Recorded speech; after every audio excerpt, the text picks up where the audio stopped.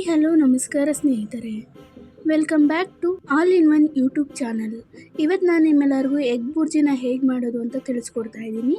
ಅದಕ್ಕೂ ಮುಂಚೆ ನೀವು ನನ್ನ ಚಾನಲ್ನ ಲೈಕ್ ಮಾಡಿಲ್ಲ ಅಂದರೆ ಲೈಕ್ ಮಾಡಿ, ಶೇರ್ ಮಾಡಿ, ಸಬ್ಸ್ಕ್ರೈಬ್ ಮಾಡಿ, ಹಾಗೆ ಪಕ್ಕದಲ್ಲೇ ಕಾಣಿಸೋ ಬೆಲ್ ಐಕನ್ನ ಪ್ರೆಸ್ ಮಾಡಿ. ಈಗ ಹೇಗೆ ಮಾಡೋದು ಅಂತ ನೋಡೋಣ. ಮೊದಲಿಗೆ ಸ್ಟವ್ ಆನ್ ಮಾಡಿಕೊಂಡು ಸ್ಟವ್ ಮೇಲೆ ಒಂದು ಬಾಂಡ್ಲಿನ ಇಕ್ಕೋತಾ ಇದ್ದೀನಿ. 2-3 ಸ್ಪೂನ್ ಆಗುವಷ್ಟು ಆಯಿಲ್ನ ಸೇರಿಸ್ಕೋತಾ ಇದ್ದೀನಿ. ಈಗ ಸ್ವಲ್ಪ ಕೊತ್ತಂಬರಿ ಸೊಪ್ಪು, ಉದ್ದಕ್ಕೆ ಕಟ್ ಮಾಡಿ ಇಟ್ಕೊಂಡಂಥ 2 ಹಸಿಮೆಣಸಿನ್ಕಾಯಿ, ನಂತರ ಅದಕ್ಕೆ 2-3 ಮೀಡಿಯಮ್ ಸೈಜ್ ಈರುಳ್ಳಿನ ಸೇರಿಸ್ಕೋತಾ ಇದ್ದೀನಿ. ಆಮೇಲೆ ಅದನ್ನು ಚೆನ್ನಾಗಿ ಕೆಂಪಾಗೋ ಗಂಟ ಫ್ರೈ ಮಾಡಬೇಕು. ಎಣ್ಣೆಲಿ ಚೆನ್ನಾಗಿ ಅದನ್ನು ಕುಕ್ ಮಾಡ್ಕೋಬೇಕು. ಒಂದು ಮೀಡಿಯಮ್ ಸೈಜ್ ಟೊಮೊಟೊನ ಸೇರಿಸ್ತಾ ಇದ್ದೀನಿ.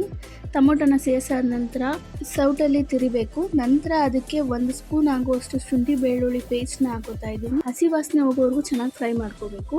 1/4 ಟೀ ಸ್ಪೂನ್ ಆಗುವಷ್ಟು ಉಪ್ಪನ್ನ ಸೇರಿಸ್ತಾ ಇದ್ದೀನಿ. ಉಪ್ಪನ್ನ ಸೇರಿಸಿ ಇದು ಚೆನ್ನಾಗಿ ಫ್ರೈ ಆದ ನಂತರ 4 ಮೊಟ್ಟೆನ ಸೇರಿಸ್ಕೋತಾ ಇದ್ದೀನಿ. ಮತ್ತು ಆ ಮೊಟ್ಟೆನ ಚೆನ್ನಾಗಿ ಬೇಯಿಸ್ಕೋಬೇಕು. ಚೆನ್ನಾಗಿ ಫ್ರೈ ಮಾಡ್ಕೋಬೇಕು ಎಣ್ಣೆಲಿ ಈರುಳ್ಳಿ ಜೊತೆ. ಅದಕ್ಕೆ ಸ್ವಲ್ಪ ಪೆಪ್ಪರ್ ಪೌಡ್ರನ್ನ ಹಾಕ್ತಾಯಿದ್ದೀನಿ. 1 ಸ್ಪೂನ್ ಆಗುವಷ್ಟು ಪೆಪ್ಪರ್ ಪೌಡ್ರನ್ನ ಸೇರಿಸ್ಕೊಂಡಿದ್ದೀನಿ.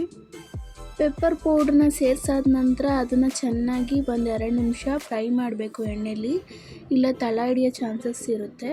ಅದಕ್ಕೋಸ್ಕರ 1-2 ಸಲ ಚೆನ್ನಾಗಿ ಫ್ರೈ ಮಾಡಬೇಕು ಎಣ್ಣೆಲಿ.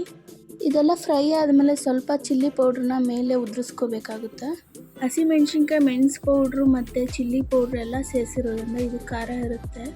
ಖಾರನ ನೋಡಿಕೊಂಡು ನಿಮ್ಗೆ ಎಷ್ಟು ಬೇಕೋ ಅಷ್ಟನ್ನು ಸೇರಿಸ್ಕೋಬೇಕಾಗುತ್ತೆ. ನೋಡಿ, ಚಿಲ್ಲಿ ಪೌಡ್ರನ್ನ ಸೇರಿಸಾದ್ಮೇಲೆ 1-2 ನಿಮಿಷಗಳ ಕಾಲ ಅದನ್ನು ನೀಟಾಗಿ ಫ್ರೈ ಮಾಡಬೇಕಾಗುತ್ತೆ, ತಳ ಹಿಡಿದೇ ಇರೋ ಥರ. ಇದಕ್ಕೆ ಈಗ 1/4 ಟೀ ಸ್ಪೂನ್ ಆಗುವಷ್ಟು ಅರಿಶಿನ ಪುಡಿನ ಸೇರಿಸ್ತಾ ಇದ್ದೀನಿ. ಅರಿಶಿನ ಪುಡಿನ ಸೇರಿಸಿ ಲಾಸ್ಟಲ್ಲಿ 1/4 ಟೀ ಸ್ಪೂನ್ ಆಗುವಷ್ಟು ಉಪ್ಪನ್ನ ಮಾತ್ರ ಸೇರಿಸ್ತಾ ಇದ್ದೀನಿ. ಉಪ್ಪನ್ನ ನೋಡ್ಕೊಂಡು ಸೇರಿಸ್ಕೊಳ್ಳಿ, ಯಾಕಂದರೆ ಫಸ್ಟು ಈರುಳ್ಳಿ ಫ್ರೈ ಮಾಡಬೇಕಾದ್ರೂ ಉಪ್ಪು ಹಾಕಿರ್ತೀವಿ. ನಂತರ ಮೊಟ್ಟೆಗೂ ಸ್ವಲ್ಪ ಉಪ್ಪು ಬೇಕಾಗುತ್ತೆ.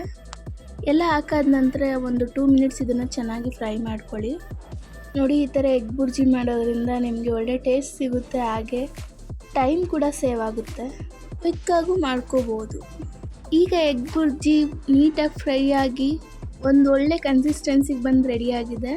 ಸ್ಟವ್ ಫ್ಲೇಮ್ನ ಆಫ್ ಮಾಡಿಕೊಂಡು ಒಂದು ಸರ್ವಿಂಗ್ ಬೌಲ್ಗೆ ಸರ್ವ್ ಮಾಡಿಕೊಂಡ್ರೆ ಎಗ್ ಬುರ್ಜಿ ಅಥವಾ ಎಗ್ ಫ್ರೈ ತಿನ್ನಲು ರೆಡಿ.